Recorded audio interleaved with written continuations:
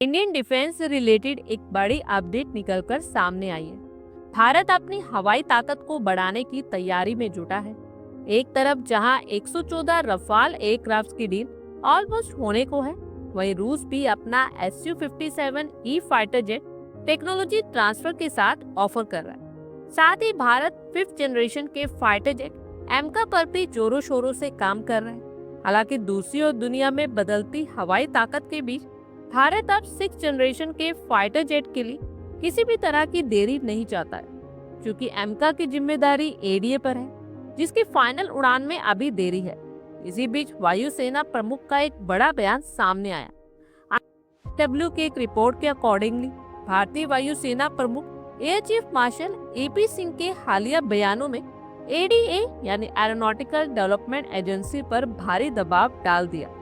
वायुसेना प्रमुख ने ये हिंट दिया है कि भारत को 6th जनरेशन के फाइटर जेट्स के लिए मित्र देशों के साथ हाथ मिलाना पड़ सकता है। वायुसेना का ये रुख तब आया है जब भारत का अपना एमका प्रोजेक्ट अभी स्टार्टिंग स्टेज में है। दरअसल पिछले साल सरकार ने भारत के 5th जनरेशन के फाइटर जेट एमका यानी एडवांस मीडियम कॉम्बैट एयरक्राफ्ट के लिए 15,000 करोड़ रुपए मंजूर किए थे। इसे साइंटिस्ट पे बड़ी एक्साइटमेंट तो है, लेकिन वायुसेना की चिंता कुछ और है।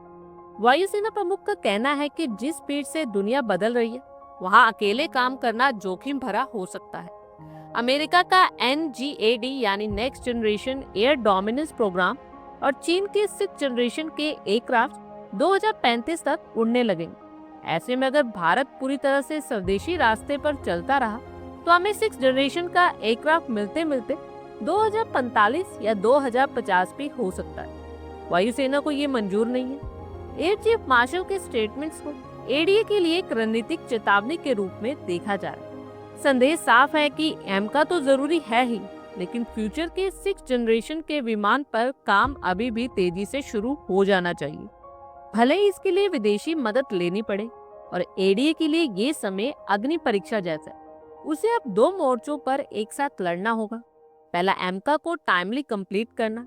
15,000 करोड़ रुपए का बजट मिलने के बाद अब कागजों से निकलकर विमान को हकीकत में बदलना है। इस दशक के अंत तक इसकी पहली उड़ान का लक्ष्य है। वहीं साथ में ही नेक्स्ट जनरेशन की तैयारी भी है।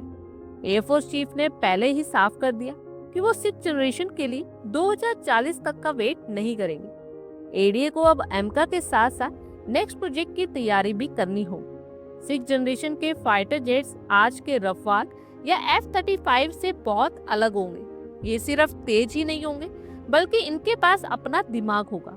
इसमें लगे एआई से विमान खुद डिसीजन लेने में पायलट की हेल्प करेगा। वहीं एक मुख्य विमान के साथ कई छोटे ड्रोन्स भी चलेंगे जो दुश्मन पर हमला करेंगे। ये इंजन जरूरत के हिसाब से अपनी ताकत भी बदल सकेंगे। साथ ही इनमें गोलियों के बजाय लेजर जैसी डायरेक्टेड एनर्जी वाले हथियार भी हो सकते हैं। अब आप लोग सोचे होंगे कि भारत किसी दूसरे देश के साथ जॉइंट वेंचर करेगा, तो क्या भारत अपनी स्वदेशी तकनीक डेवलप करना छोड़ देगा? तो बता दें, नहीं। हमारे साइंटिस्ट विदेशी एक्सपर्ट्स के साथ काम करके 6th जनरेशन के डिजाइन को जल्दी समझेंगे।